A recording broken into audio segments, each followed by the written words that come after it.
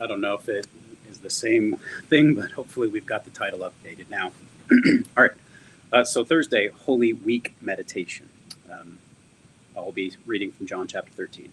Now, before the festival of Passover, Jesus knew that his hour had come to depart from this world and to go to the Father. Having loved his own who were in the world, he loved them to the end. The devil had already put into the heart of Judas, son of Simon Iscariot, to betray him.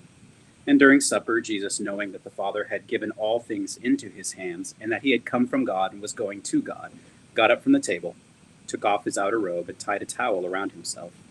Then he poured water into a basin and began to wash the disciples' feet and to wipe them with the towel that was tied around him. He came to Simon Peter, who said to him, "Lord, are you going to wash my feet?" Jesus answered, "You do not now know what I am doing, but later you will understand." Peter said to him, "You will never wash my feet." Jesus answered, "Unless I wash you, you have no share with me." Simon Peter said to him, "Lord, not my feet only, but also my hands and my head."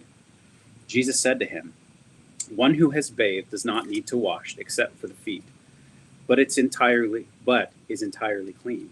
And you are clean, though not all of you." For he knew who was going to betray him, and for this reason he said, "Not all of you are clean." After he had washed their feet, he put on his robe and returned to the table. He said to them, "Do you know what I have done for you? You call me teacher and Lord, and you are right, for this is what I am. So if I, your Lord and teacher, have washed your feet, you also ought to wash one another's feet. For I have set you an example, that you should also do as I have done to you. Very truly I tell you, servants are not greater than their master, nor are messengers greater than the one who sent them. If you know these things, you are blessed if you do them." When he had gone out, Jesus said, "Now the Son of Man has been glorified, and God has been glorified in him. If God has been glorified in him, God will also glorify him in himself and will glorify him at once.